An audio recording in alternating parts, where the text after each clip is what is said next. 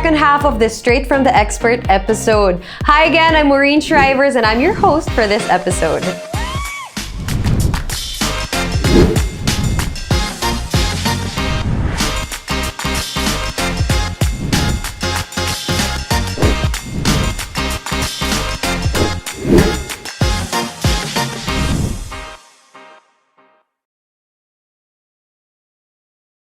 In the first part, we discussed color analysis with Ingrid. Pero ngayon naman, it's time to apply what we learned by doing some makeup.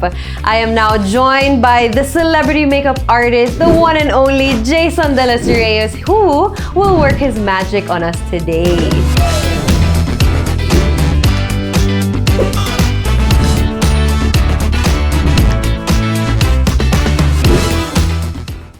Hi Jason and welcome. Alam kong busy ka, so thank you so much for being with us to share your magic. Kasi syempre, everyone wants to know your secret, diba? Isa na ako. Hindi naman siya secret. Ibibigay natin. I-share natin siya. Hindi tayo madamo. So Jason, I had my color palette test and yung kinalabasan, nalaman ko warm yung tone daw na bagay sa skin tone ko. And nung sinabi ni Miss Ingrid warm, ang mga binigay niyang examples na nag-pass na colors were very muted colors. Yes. Or paminsan may mga earth tone pero muted din. A lot of yung mga green pero muted green. Pero ano siya, it comes with clothes. Yes. So, yun yung sabi niyang babagay sa atin. So, paano mo kaya masastylan itong? Actually naman, when it comes to makeup naman, well, somehow same principle din naman siya. But, ang kailangan naman natin malaman when it comes to makeup is your undertones. Okay. So, usually, dun mo siya minamatch. Mag-start na tayo. Actually, ang gagawin lang natin today is for everyday look. Yung madali lang. Yun, ang gusto ko. Alam mo yan, yung on the go. Wala pang 5 minutes of sahog makeup. Now, yung trends ng blushes naman now is, ano na siya, nilalaro na siya. If you want lifted face, pwede mo siya dito lang sa taas. If you want a sun kiss, di ba? Yung tinatawid natin sa ilong. If you want naman na medyo feeling mo cold, maglalagay ka ng blush dito sa tip of the nose. Tip of the nose. So, yeah, pwede nang laruin ng blushes now. Ang hilig ko sa blush usually is yung sun kiss. Pero parang paminsan feel ko di pa rin pantay yung pagkagawa ko. Yun, ako use creams. Kasi mas madali siyang i-build. Okay. Mas madaling burahin kapag nagkamali ka. Tapos kunwari, na sobrahan yung lagay mo, foundation. Di ba? Yun yung mga pwede nating mga tips and tricks. Ang idea ng sun kiss kung saan tumatama yung araw. Okay. Kaya siya tinawag na sun kiss. So, ayan, dito. Pwede mo siya dito. O, eto, ginawa kong medyo peachy yung blush on mo. Inano natin dun sa color palette na sinabi ni Miss Ingrid. Actually, peachy nga is bagay to morena. And because I'm always under the sun sa training, hiling ko mag-beach. Di naman talaga ako morena. Feeling morena lang ako. Oo. Pero for fair skin naman, pwede naman on a lighter pink o kaya mas lighter na peach. Okay. Lighter pink, like baby pink? Baby pink, pwede din sa kanila. Pag sa morena naman, pag pink naman, mauve naman ang medyo mas darker naman ang slide. Tapos in general, red. Pwede for everyone. It depends lang siya kung paano siya i-apply. I needed to bring color. It was a bright red na dala ko. Kasi warm. Yes. So, medyo pinatungan niya ng konting denim para mas mag-mute yung pagkatapang ng red. Okay. So, yun yung susuotin ko mamaya. Paano natin mababagay yung makeup ko kaya? Babagay ba yung peach natin sa... Oo naman. Kasi usually ang peach naman kapag later on, magiging parang sa'yo na lang yun eh. Ayun yung advantage ng alam mo yun din yung colors mo. Tulad yan, creams ang ginamit ko. Yung parang, pag nag-blush on kayo, sa'yo to, yung, nag-blush on ako, akin to. Very natural ang kakalabasan. Yes. So, any natural makeup naman, magmamatch siya sa outfit. Okay. So, next, bronzer. Yes. Anong color of bronzer naman to? Siguro sa'yo, mas okay na yung medyo lighter brown. Wag naman yung super dark. Okay. Mga medium browns, yan. Ayan lang, konting warmth lang. Okay. Next step, kung gusto mo maging extra, lagay tayo ng konting eyeliner para lang to lift lang the Your eye. eyes.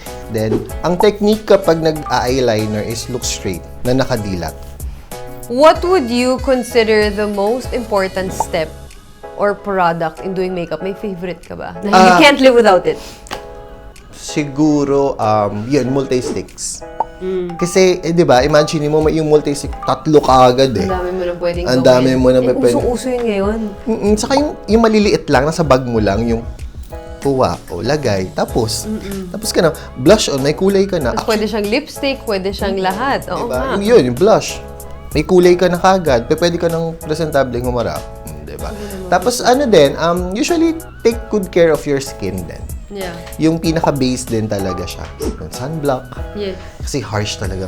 Tulad ko, diba? Oh, As in, So now, nag-blush tayo, nag-eyeliner tayo. Ano ang next?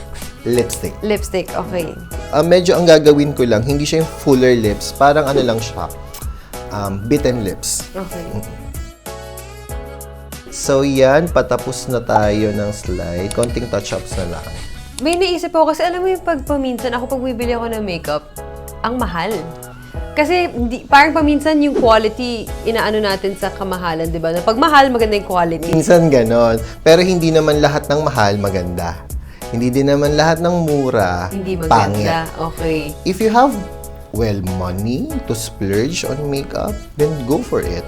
Pero naman, may mga makeup naman na super mura lang, pero okay siya sa'yo. And it does the same for you. Para siyang skincare eh. Yung kung mag-work siya dapat sa'yo. Okay.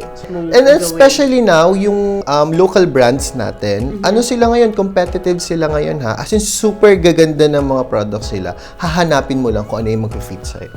Tapos yun, after nyan, pwede mo nang iset ng powder. Kasi cream siya lahat eh. So, pwede mo na siyang iset ng powder. Meaning ba pag cream, mabilis mag-oil? Humid kasi tayo eh. Nagpapawis tayo. So, kailangan mo talaga siyang iset. Okay. So what do you think is the best way na ma-incorporate natin yung color of the year? What's your takeaway for them? Ako, blush. Can't live without it Blush talaga. talaga. Alam mo, nakakaano talaga. Siguro, ito yung ng Korean sa atin. Freshness.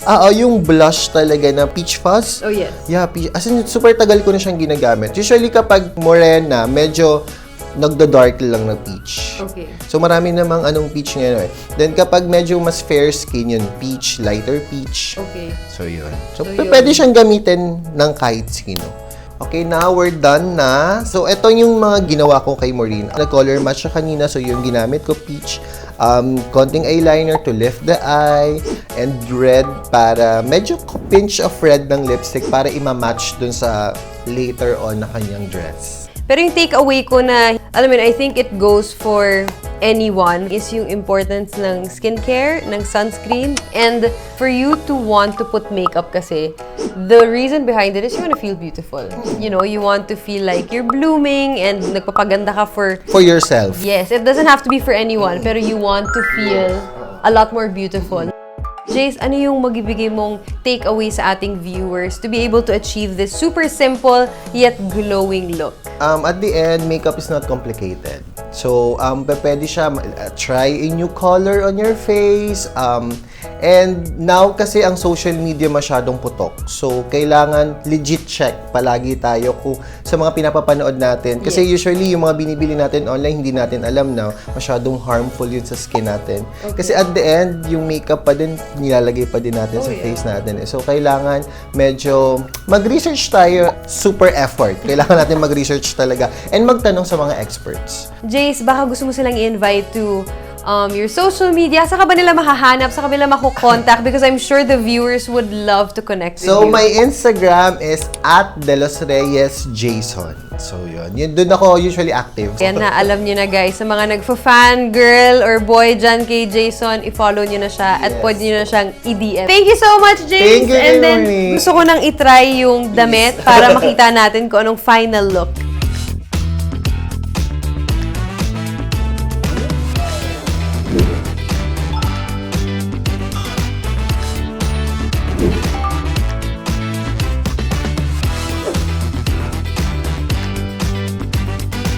This episode was very fun. Ang dami ko natutunan. Like the importance of knowing your skin tone talaga and what will match your skin tone by doing the color palette test. And, syempre, kailangan pa natin i-match yan sa mukha natin kasi kung ano yung sinusuot natin sa katawan, kailangan match na match naman sa ating face, diba? So, well, This concludes this episode of Straight from the Expert. I hope it has been as insightful for you as it was for me. Sana marami rin kayong natutunan and na-take home and na magagawa sa bahay ninyo in a very simple way, diba? We would like to again thank our experts, Ingrid and Jason, for joining us today.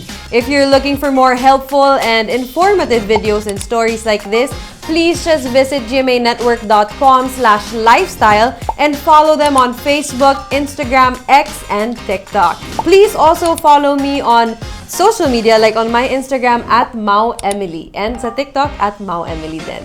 Thank you for watching, and until the next episode of Straight from the Expert. Bye!